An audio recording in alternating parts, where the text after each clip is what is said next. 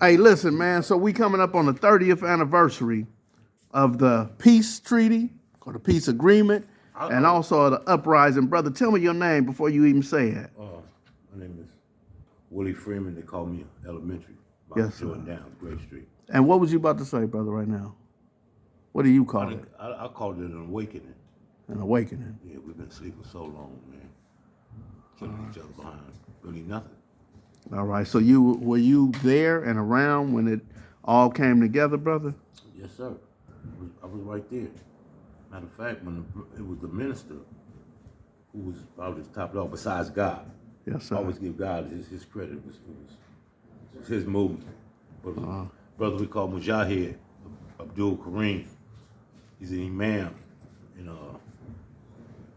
one day he came to the project, asked who could he find to get the brothers from Grape Street to come to the table because the PJs and Nixon Gardens was having a conversation. And the homie sent him at me. So when I ran into him, it was like a prayer answer. First he said, who's Elementary? I said, that's me. And he told me. So me and the homies was already like talking what we're gonna do, you know, with this gangbanging situation. You know, we just going to the graveyard and the penitentiary. And I went to two of my comrades, Dorsell and Puncho. And I told them the situation, what they gonna do. He said, Ellie, we with you. We walked from the other side to 102nd, and we was telling homies. Next thing you know, man, we was so deep, we went over there, and they said, man, y'all come back tomorrow.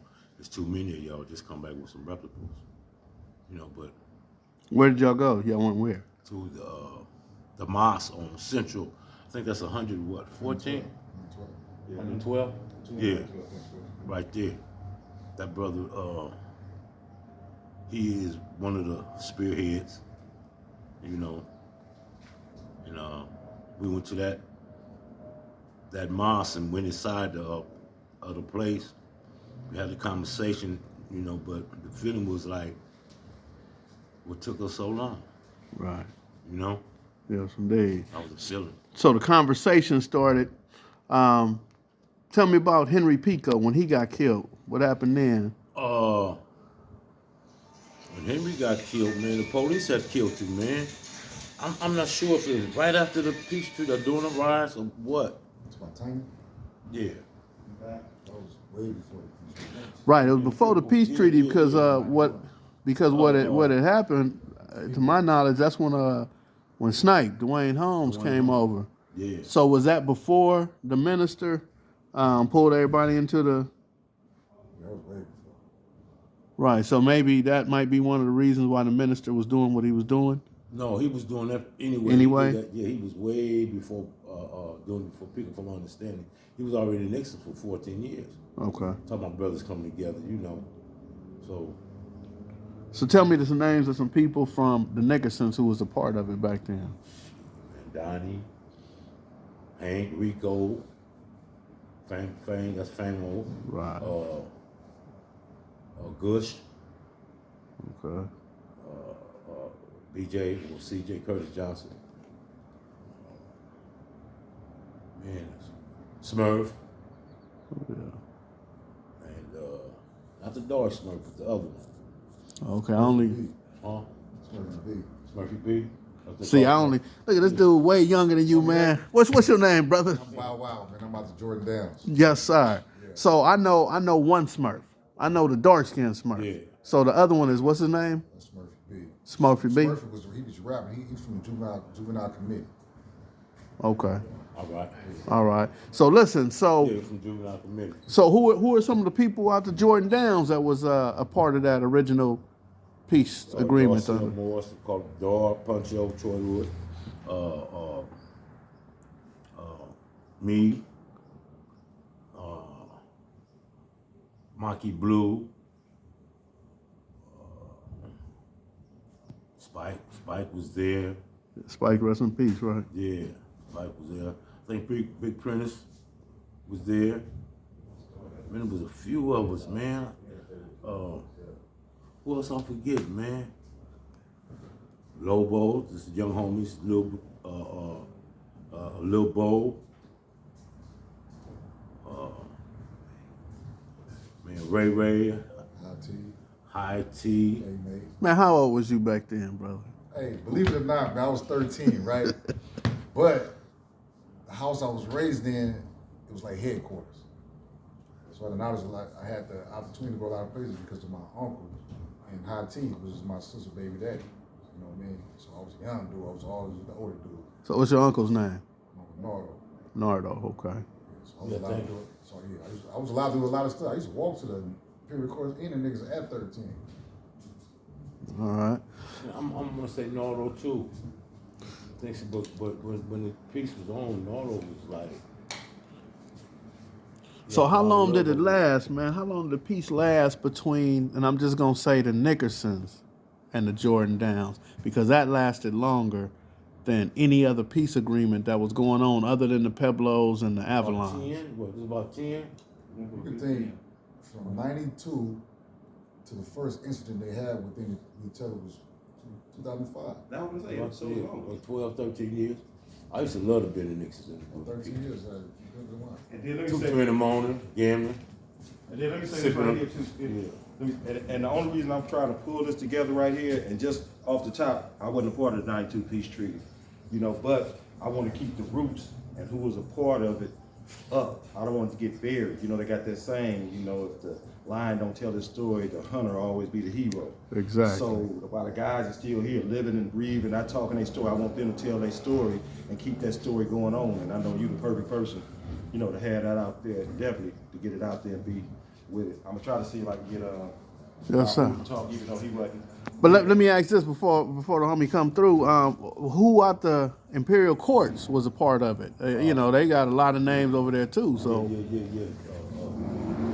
Top of my head, Wayne Hall and Reggie, Red Rooster.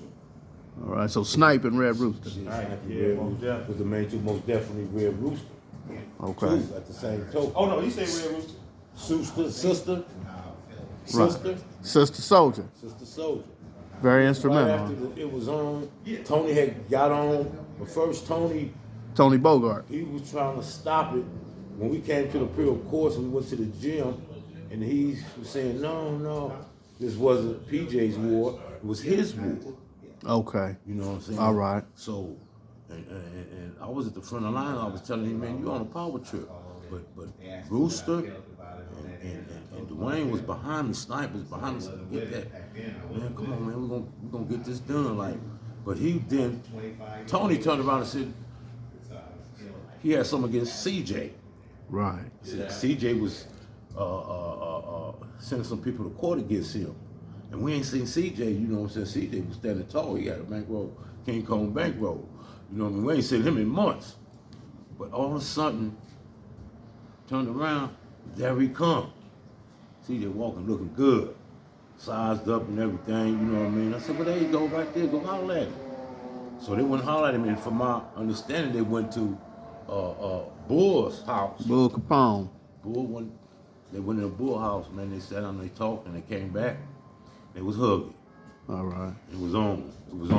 Peace was on. That's a beautiful thing, man. And real quick too, the haciendas, man. Did they had reputables over there that came to the table, or did y'all? They had Twilight Bay, yeah. Right. And they just came on in.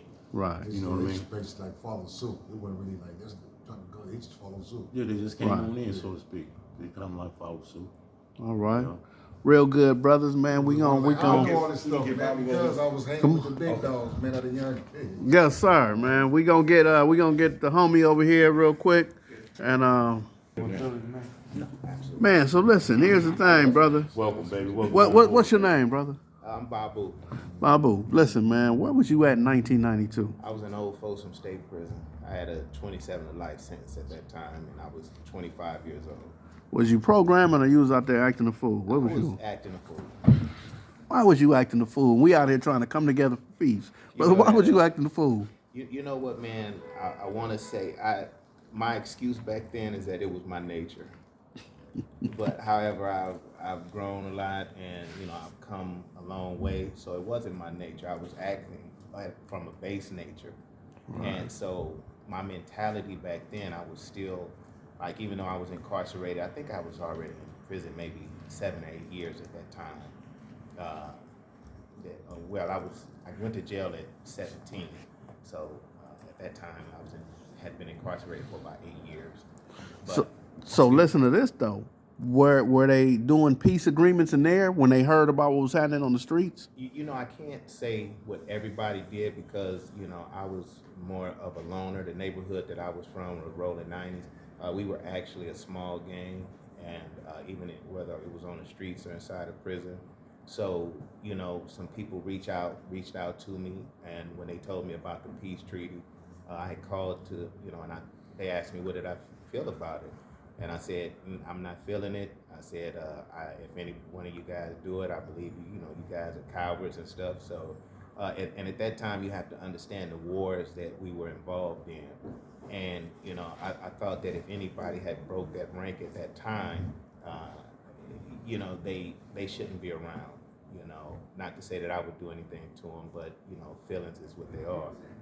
And so a lot of guys who from 9-0, they just didn't follow suit with that on that end over there. Yes, sir. But what about today, man? What's going on today? We almost at the 30th year anniversary of that. So how you feel about it today, brother? Had I known then what I know now, you know, the things that I saw, the destruction, you know how it deteriorated our communities, our families, you know, and all the lives that had been lost, I would have definitely had encouraged it. You know, while I don't subscribe to the language being used, I never cared about anybody that said peace treaty. Maybe that was the term, because when we were in prison, that made you look weak when you used the terminology peace treaty. Right. So if we had, you know, we didn't talk that. So even like when we talked to other neighborhoods out here trying to resolve, you know, issues, especially when we did that piece with the Inglewood families that time. Right. You know, I was just like, hey, you know, you stay out of here and we'll stay out of here. You know, let's use a different kind of dialogue versus, you know, something so everybody knows that they'll win in a conversation. That's right. So I like to use dialogue, meaningful dialogue, not just something that we gonna pick out of somebody's backyard just to save face or, you know, just to try to ride somebody's coattail. I just like to use meaningful dialogue because words are very powerful.